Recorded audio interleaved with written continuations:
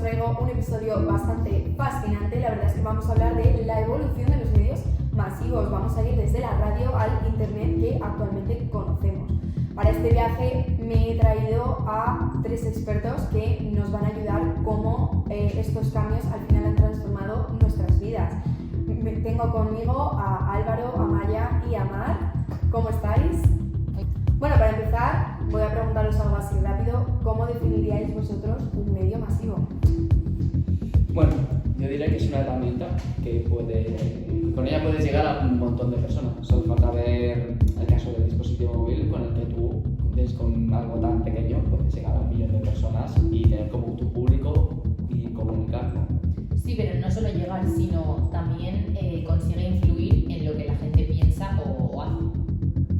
Claro, es que además su capacidad pues, para adaptarse a nuevas tecnologías pues, es lo que las mantiene también relevantes, ¿no? Porque al final pues, esta manera pues, siempre la vamos como desarrollando de una nueva manera para que siempre la tengamos a nuestra disposición, ¿no? Muy buenos puntos. Pues al final este episodio se trata un poco de eso. Vamos a intentar explorar cómo hemos llegado hasta el presente. Sin embargo, vamos a partir de la existencia de que ya existía la radio y que poco después apareció la televisión como medios de comunicación. Entonces, vamos a empezar un poco con el primer medio que se inventó, que es la radio. Vamos a hablar ahora mismo del auge que tuvo la radio y de cómo la televisión luego le hizo esa sombra. Al final, cuéntame, Álvaro, ¿por qué fue tan importante la radio cuando apareció? Claro, tú piensas que en esa época no existía lo que tenemos hoy en día y la radio más o menos se inventa entre los años 30-40 aproximadamente, más o menos, pongamos esa fecha. Y claro, no tenían forma de comunicarse y entonces la radio fue como una evolución, un salto gigante a poder comunicarse las personas y ser como esa famosa comunicación en masa, ¿no? Se podría decir. Y entonces se podría decir que era la televisión de esa época.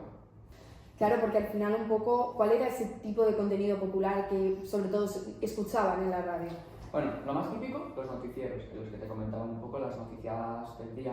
Por ejemplo, también había radionovelas, un poco de también comentar los periódicos, también había como los podcasts de esa época en los que se hablaba un poco, pero por ejemplo hay un caso muy famoso que es el de la Guerra de los Mundos, de Orson Welles, en la que fue una proyección en la que se estaba anunciando como que los extraterrestres estaban invadiendo Estados Unidos y provocó un completo desmadre, ya que muchos salieron a las calles completamente preocupados, ya que en esa época era muy difícil diferenciar lo que era una fake news, ¿no?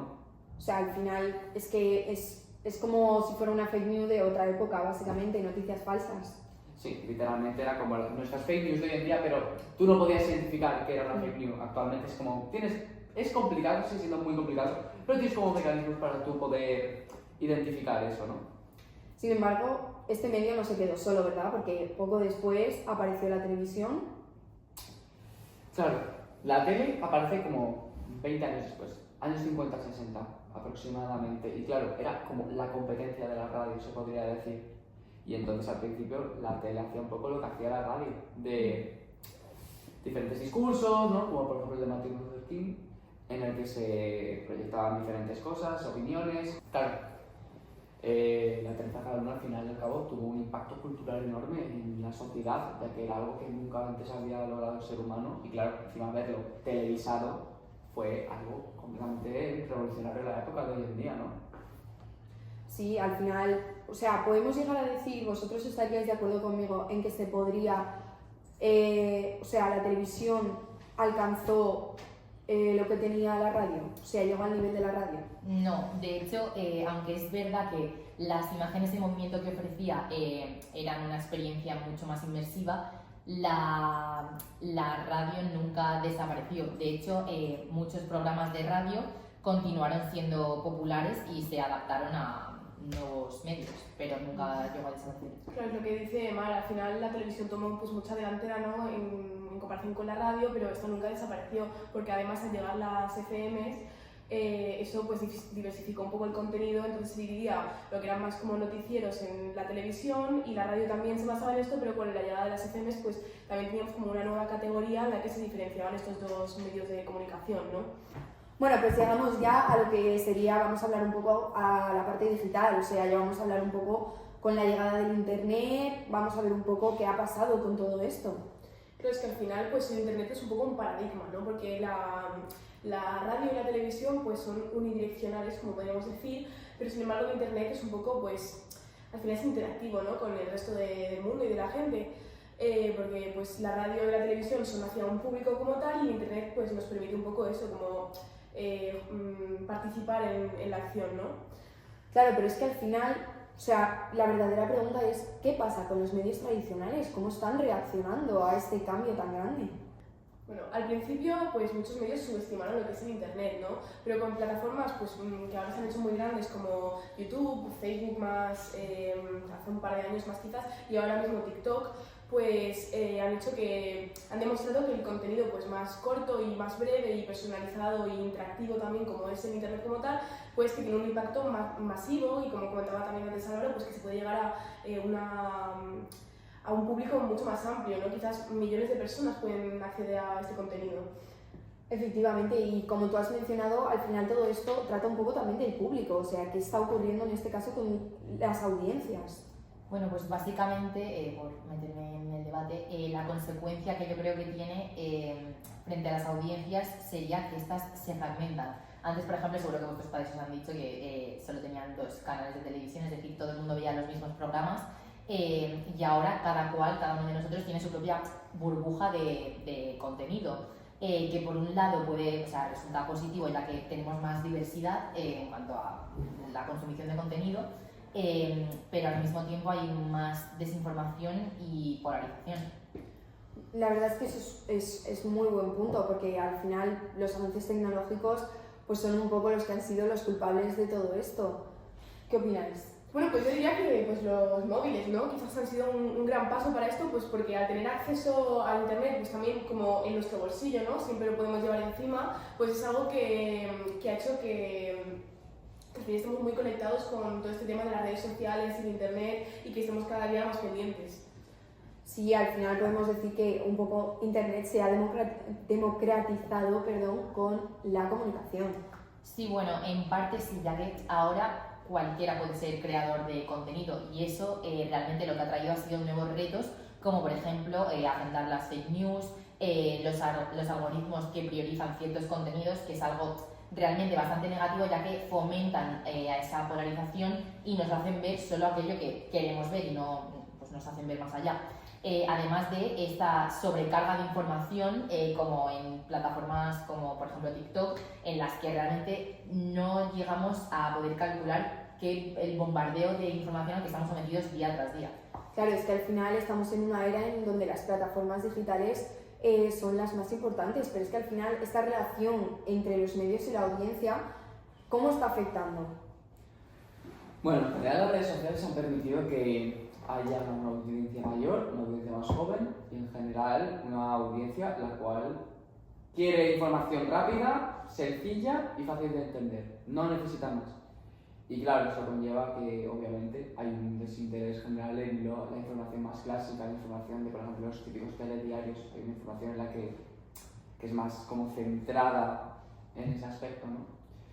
Y entonces yo creo que los algoritmos hoy en día te hacen ver lo que tú quieres ver, con las cookies, diferentes formas que tienen como de saber lo que nos gusta y a lo que nosotros nos interesa, ¿no? Podríamos decir. Sí, al final todas estas experiencias, pues, o sea, las plataformas digitales nos están ofreciendo unas experiencias muy personalizadas, o sea, esto al final se puede ver como una ventaja, pero es que a la vez tiene su parte bastante negativa porque perdemos todo lo que es la variedad y la objetividad que nos ofrecían esos medios tradicionales.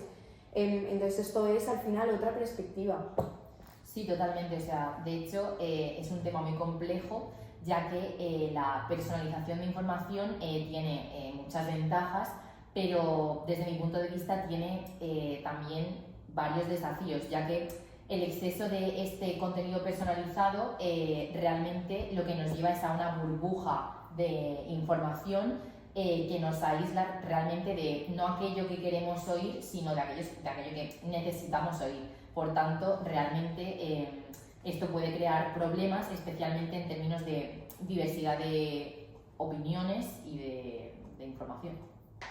Con tantas voces que tenemos sobre el futuro de los medios, nos preguntamos, ¿qué sigue para los medios masivos? O sea, ¿Qué pensáis vosotros en cuanto al futuro que tienen los medios de la comunicación? Pues yo creo que estamos viendo una convergencia entre diferentes formas de medios, ya que el futuro está en el contenido interactivo, en el audiovisual a través de plataformas como YouTube o Twitch y la realidad aumentada. Sí, la verdad que yo creo que la clave está un poco en la personalización de estas plataformas, pero sin perder lo que sería la calidad informativa, ¿no? Encontrar pues, una especie de sólido pacto ético, periodístico, que no nos lleve a un contenido pues, fuera de lugar, quizás. Totalmente. Yo creo que los medios se están convirtiendo cada vez en una experiencia más compartida, es decir, no solo consumimos contenido, sino que también lo creamos y lo compartimos constantemente. Este es un tema clave, ya que con las plataformas digitales el contenido se ha vuelto más segmentado. Si solo consumimos contenido que refuerza nuestras creencias y opiniones, realmente corremos el riesgo de perder la diversidad de los puntos de vista personalizados de cada uno, que los medios tradicionales intentaban ofrecer. Y aunque el contenido generado por usuarios es muy valioso, realmente lo que hace es estar lleno y propagar desinformación. Claro, yo creo que al final, pues aunque las plataformas digitales están dominando, pues el periodismo como tal no creo que esté muerto, ¿no? Yo creo que al final lo que estamos viviendo ahora mismo es una reinvención de este periodismo, ya que podemos encontrar, por ejemplo, que cuentan historias que están bien contadas y sin desinformación, por ejemplo, pero también apoyándose de lo que serían pues, los formatos digitales que utilizamos mucho hoy en día, que vamos en las plataformas como TikTok, Instagram, las redes sociales, ¿no? Y pues eso al final yo creo que juntando lo que serían pues contar las cosas bien y hacer las cosas bien y formato digital como vídeos, fotos, cosas interactivas, incluso podcast, pues yo creo que podemos llegar a adaptar, hacer que el periodismo se adapte a esta nueva dinámica, ¿no? Bueno, ya hablando de nuevas dinámicas, yo creo que hay un montón de nuevas tecnologías emergentes, las cuales nos facilitan mucho la vida. Por ejemplo, podemos mencionar la IA y la realidad aumentada que ha mencionado antes mi compañera Mar. Y yo creo que, por ejemplo, centrándonos ahora voy a hablar de las dos, pero por ejemplo, hablando de la IA, que es el típico ChatGPT, que lo que hace es nos facilita a la hora de tú querer buscar una información, el caso, por ejemplo, de buscar simplemente lo que tú quieres y el ChatGPT te lo va a decir como tú deseas con el prompt, que el prompt sirve para tú poner algo y que así te dictamine lo que hace e inclusive darte algún consejo. Por ejemplo, la realidad aumentada, que la he tratado en otro podcast, sí que es verdad que es más interesante, ya que nos puede servir en un futuro para, por ejemplo, temas de práctica, por ejemplo, de enfermería en realidad aumentada, puede ser muy útil sin necesidad de tener maniquíes y cuerpos y facilitaría, yo creo, el aspecto en el entorno 3D, ¿no? Increíble, la verdad, este debate que habéis tenido, porque al final, un poco resumiendo lo que habéis dicho, es que el futuro, tal y como lo vemos actualmente, es muy prometedor. O sea, las oportunidades que tenemos son prácticamente ilimitadas gracias a todos estos avances tecnológicos y esta nueva tecnología que tenemos, pero con todas estas opciones, al final, requerimos una gran responsabilidad en cuanto a consumidores y a lo que son ya creadores de contenido, y al final, pues hay un refrán muy curioso que dice que con gran poder viene una gran responsabilidad. Pero bueno, así que con esto ya hemos recorrido bastante camino en cuanto a los días desde la radio y hemos llegado allá a lo que ha sido el internet y a el punto en el que estamos y nos encontramos actualmente. Pero finalmente quiero haceros una última pregunta ya para ver un poco cómo creéis que este reto de los medios masivos a día de hoy está afectando. Yo creo que el mayor reto actualmente que tiene esta sociedad sería tener la confianza del espectador de saber de que la información es verdad, ya que mucha gente dice que estamos en vez de una sociedad de la información, estamos en una sociedad de la desinformación. Y yo creo que deben existir medios que sepas que esa fuente es confiable y es de fiar y la información la puedas tener de una forma fácil y accesible, ¿no? Claro. Yo personalmente diría que el mayor reto al que nos enfrentamos es el cómo evitar la polarización, ya que realmente los medios tienen el poder de unirnos, pero también de dividirnos si no somos cuidadosos. Claro, yo creo que al final es un poco lo que decimos, ¿no? Equilibrar un poco este contenido con lo que es la base ética de lo que decimos, junto con la desinformación, la polarización. Yo creo que es juntar un poco todo esto, que esté todo como en su medida. Genial, bueno, pues muchísimas gracias. La verdad es que este podcast ha llegado a su fin. Muchísimas gracias a los tres por acompañarme, por esta conversación también. Y nada, nos vemos en el próximo episodio. Chao, chao, chao.